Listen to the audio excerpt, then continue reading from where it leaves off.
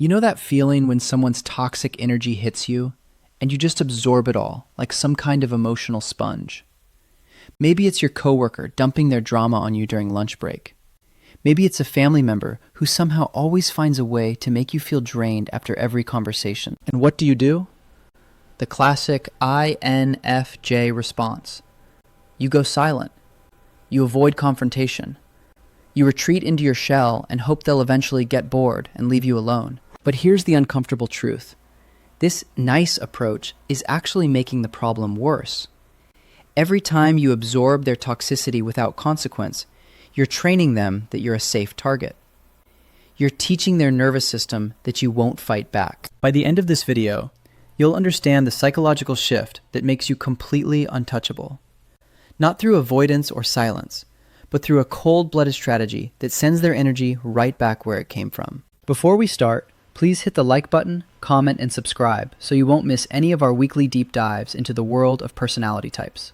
And if you're looking for a deeper understanding of yourself and your INFJ personality, browse our favorite INFJ products in the description, and click the link in the comments to take our favorite free personality test. The empathy trap that's draining you. Let's start with what's actually happening to your nervous system. As an INFJ, you don't choose to absorb emotional energy. It's literally how you're wired.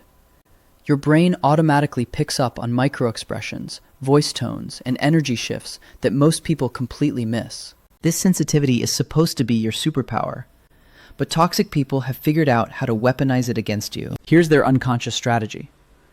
They're walking around carrying emotional pain, unresolved anger, or chronic stress, and they're looking for someone who can handle it, someone who won't break under the weight of their internal chaos. Then you walk into the room. Your empathic radar immediately picks up on their distress. Your natural instinct kicks in. You want to understand them, maybe even help them feel better. You become emotionally available in a way that most people aren't. And that's when they unconsciously target you. They start venting, complaining, creating drama, picking fights over nothing. They're not doing this maliciously. They genuinely don't realize what's happening. But their nervous system has identified you as someone who can absorb their toxic energy without completely falling apart. You become their emotional dumping ground. The worst part? You probably tell yourself this is just temporary. That if you stay calm and understanding, they'll eventually work through whatever they're dealing with. You think your patience and empathy will somehow transform them into a healthier person. This is the empathy trap, and it's completely destroying your energy reserves. Because here's what's really happening. Every time you absorb their negativity, you're giving them temporary relief from their internal pain. They walk away feeling slightly better, while you're left carrying the emotional residue of their unprocessed trauma. Your nervous system starts learning that you're a safe place for people to dump their psychological garbage. And once that pattern gets established, it doesn't just happen with one person. It becomes a magnet that attracts every energy vampire in your vicinity. Think about it. How many times have you noticed that the most toxic person in any group somehow always ends up focusing their attention on you? It's not a coincidence. They can sense your capacity to handle emotional intensity without completely breaking down. But just because you can handle it doesn't mean you should. The real cost here isn't just feeling drained after these interactions. It's that your entire energy system becomes oriented around other people's emotional needs instead of your own growth and goals. You start living your life in reactive mode, constantly managing other people's feelings instead of creating the reality you actually want. And the most frustrating part? The toxic person never actually gets better. They just become more dependent on you as their emotional regulation system. They'll keep escalating their behavior until they get the energetic response they're looking for. This is why your current strategy of staying silent and hoping they'll change isn't just ineffective, it's actually making the problem worse. You're inadvertently training them to be more toxic around you. The solution isn't to become less empathetic. It's to become strategic about how you use that empathy. And that requires a completely different approach than what most INFJs have been taught. Why silence and avoidance backfire. So let's talk about your go-to strategy when toxic energy starts coming your way. The INFJ default response. Retreat into silence, avoid direct confrontation, and hope they eventually get bored and move on to someone else. This feels like the mature approach, right? You're not escalating the situation. You're not adding fuel to the fire. You're just quietly removing yourself from the drama and waiting for things to calm down. But here's what's actually happening in the toxic person's mind when you go silent. They're not thinking, oh, I should probably back off and give this person some space. They're thinking, this person isn't giving me the energetic feedback I need, so I need to push harder. See, toxic people operate from a place of internal chaos. They're unconsciously looking for someone to help them regulate their emotional state. When you go silent, you're not giving them the energetic response their nervous system is craving. So they escalate. They get louder, more dramatic, more invasive. They'll start picking fights over smaller and smaller things just to get some kind of reaction out of you. Because any reaction, even negative attention, feels better to their dysregulated nervous system than being ignored. This is where the psychological principle of intermittent reinforcement comes into play. Every time you eventually break your silence and engage with their toxicity, you're actually training them that persistence pays off. You're teaching them that if they just push long enough and hard enough, they'll eventually get access to your energy. Think about it from their unconscious perspective. You're the perfect target. You're sensitive enough to absorb their emotional chaos, but you won't fight back in a way that makes them feel genuinely threatened. You're like a punching bag that occasionally gives them exactly the kind of attention they're desperately seeking. Your silence isn't sending the message you think it's sending. Instead of communicating, I don't want to engage with this behavior, it's communicating, I'm overwhelmed by your energy, but I'm not going to do anything about it. And here's the part that's really going to sting. Your mature response of staying calm and avoiding confrontation, it's actually signaling weakness to their unconscious mind. Not because you are weak, but because you're not establishing any real consequences for their behavior. Energy vampires are looking for someone who can handle their intensity without completely falling apart, but who also won't push back hard enough to make them genuinely uncomfortable. You're giving them exactly what they want, a high-capacity emotional container with no real boundaries. When you walk on eggshells around someone's toxic behavior, you're essentially training them to be more aggressive. You're showing them that their emotional volatility has power over your behavior. They learn that by being unpredictable and intense, they can control how you show up in the relationship. The uncomfortable truth is that your kindness is enabling their toxicity. Not because kindness is wrong, but because kindness without boundaries is just people-pleasing in disguise. This is why you keep attracting the same type of toxic people into your life. Your energy signature is broadcasting that you're emotionally available, but won't enforce real consequences. You've accidentally become a magnet for people who need someone else to regulate their emotional state. The solution isn't to become mean or aggressive. It's to become strategically unavailable to their chaos while staying completely grounded in your own power. The cold-blooded shift from absorber to mirror. Now let's talk about the strategic reframe that changes everything. You need to stop thinking of yourself as someone who's trying to fix toxic people or manage their emotions. Your only job is protecting your own energy system. This is the cold-blooded shift from absorber to mirror. Instead of taking in their chaotic energy and trying to transform it into something more peaceful, you're going to reflect it right back to them. You're going to become energetically unavailable while staying physically present. Here's how you recognize when someone is using you as an emotional dumping ground.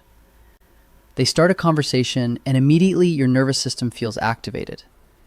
Maybe your chest gets tight, your breathing becomes shallow, or you suddenly feel this weird pressure to fix whatever they're complaining about. That's not empathy.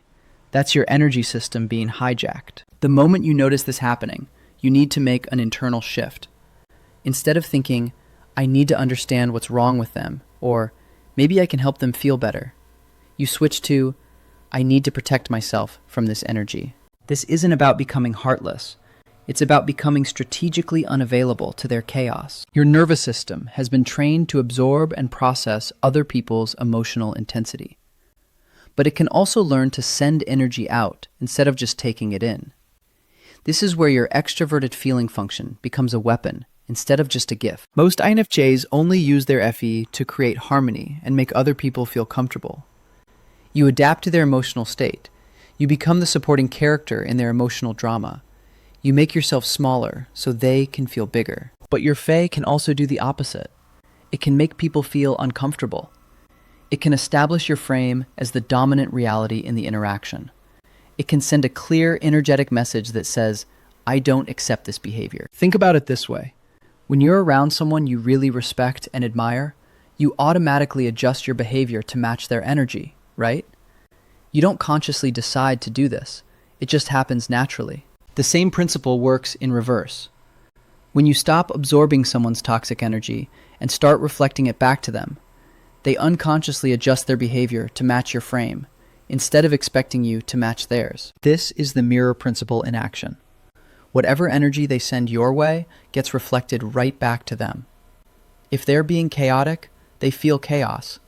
If they're being aggressive, they encounter resistance. If they're trying to make you feel small, they suddenly feel small themselves. But here's the crucial part. You're not trying to hurt them or punish them. You're simply refusing to be the container for their unprocessed emotions. When someone starts dumping their negativity on you, instead of absorbing it and trying to transform it into something more peaceful, you let them feel the full weight of their own energy.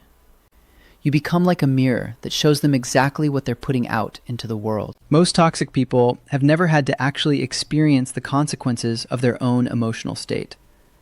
They're used to finding empathetic people who will absorb their chaos and give them a sense of relief.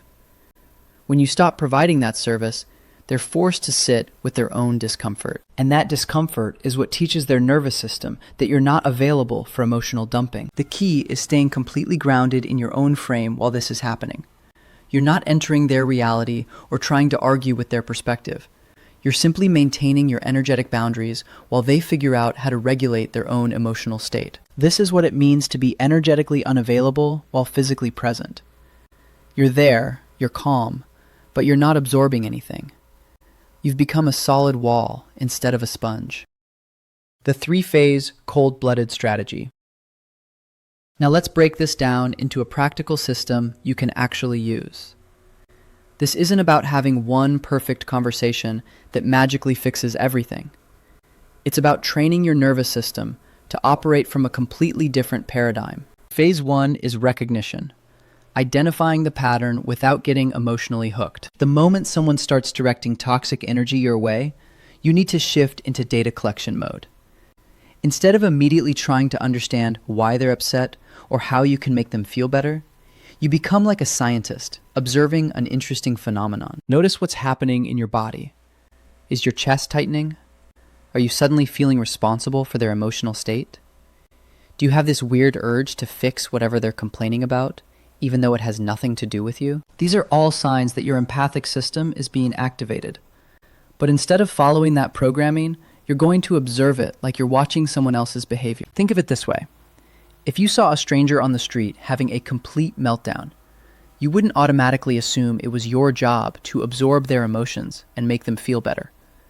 You'd probably just observe the situation and maybe feel some compassion from a distance. That's the energy you want to bring to this recognition phase. Curious observation without emotional involvement. The key here is catching the pattern early, before you've already been pulled into their emotional reality. The longer you wait, the harder it becomes to extract yourself from their energetic field. Phase 2 is internal severing, cutting the energetic cord in your mind. This is where you make a conscious decision to stop being emotionally available to their chaos. You're not trying to change them or teach them a lesson.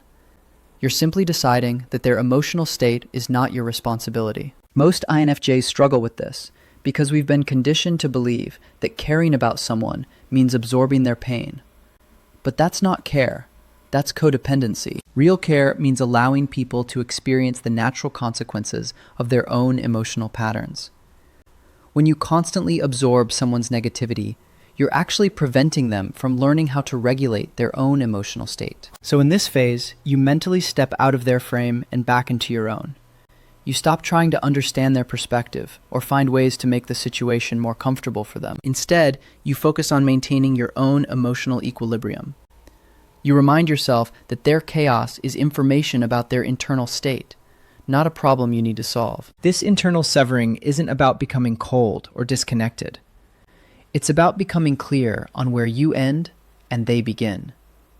You're establishing energetic boundaries at the mental level before you express them externally. The goal is to reach a place where you can be physically present with someone who's being toxic without absorbing any of their energy.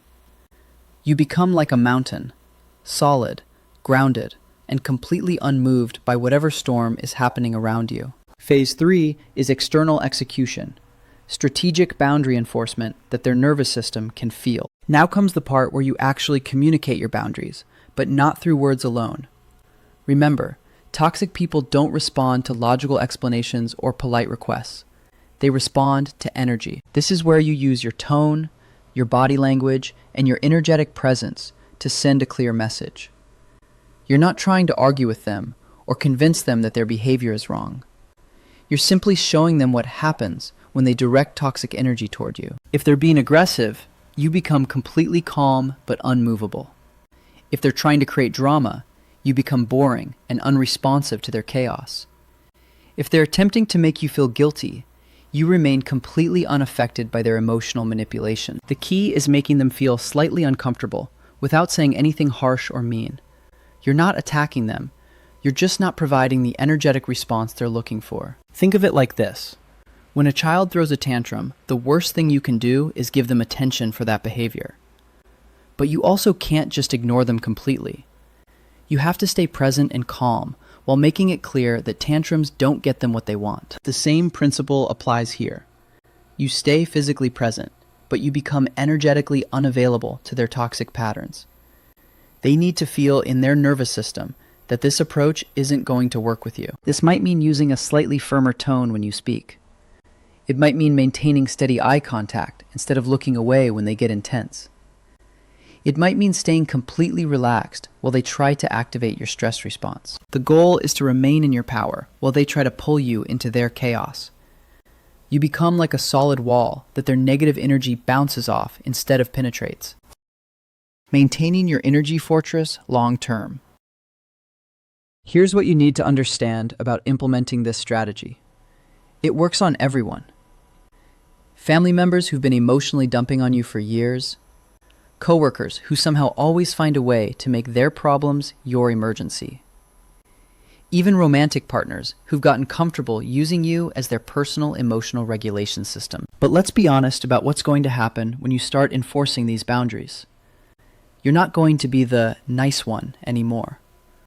And that's going to feel uncomfortable at first. People who are used to having unlimited access to your energy are going to test your new boundaries hard. They'll escalate their behavior to see if you'll go back to your old pattern of absorbing their chaos. They might even accuse you of being cold, selfish, or uncaring. This is where most INFJs cave. The guilt kicks in, and you think, maybe I'm being too harsh. Maybe I should just go back to being understanding and patient. Don't. This is exactly the test your nervous system needs to pass. When toxic people realize their old strategies aren't working, they'll try everything in their arsenal to get you back into the familiar dynamic. They'll play victim, they'll create bigger emergencies, they'll even bring other people into the situation to pressure you into going back to your people-pleasing patterns. You have to stay strategic during this phase. Remember, you're not trying to punish them or teach them a lesson. You're simply maintaining your energetic boundaries while they figure out how to regulate their own emotional state. The difference between being cold-blooded and being cruel is intention. Cruel people want to cause pain. Cold-blooded people simply refuse to absorb pain that isn't theirs to carry. You can still have compassion for someone while refusing to be their emotional dumping ground. You can still care about their well-being while maintaining your energetic boundaries. The key is doing it from a place of strength rather than weakness. Some relationships won't survive your new boundaries, and that's actually a good thing. Any relationship that only works when you're constantly absorbing someone else's toxic energy isn't a relationship worth keeping. You might lose some friends who were only comfortable with you when you were playing the supporting character in their emotional drama. Family members might accuse you of changing or becoming difficult. Coworkers might start avoiding you because you're no longer available for their daily complaint sessions. Let them. You're not responsible for managing other people's reactions to your healthy boundaries. You're only responsible for protecting your own energy system and creating space for the kind of relationships you actually want. Here's what happens when you consistently maintain these boundaries over time. You start attracting healthier people who respect your energy. People who are emotionally mature enough to handle their own internal state without needing you to absorb their overflow. You build a reputation as someone who doesn't tolerate toxic behavior. And that reputation becomes a filter that automatically screens out energy vampires before they can fully attach to your system. The most important part of this long-term strategy is forgiving yourself for all the years you spent people-pleasing and absorbing other people's emotional chaos.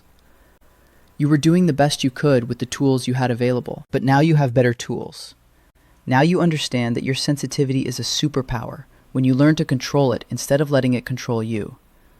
You can be empathetic without being a dumping ground. You can be caring without being codependent. Your energy is your most valuable resource. Guard it like your life depends on it, because in many ways, it does. Your sensitivity is a superpower when you learn to control it instead of letting it control you. The cold-blooded strategy isn't about becoming heartless. It's about becoming strategic with your empathy. Remember, you can be compassionate without being a dumping ground. You can care about people while refusing to absorb their toxic energy. The mirror technique protects your energy while teaching others that you're not available for emotional chaos. Click the link in the comments to take our free personality test and subscribe for more strategic INFJ insights. If you want to continue the journey to understanding yourself or an INFJ in your life, click either of the following videos where we continue to unlock the secrets of the INFJ personality type.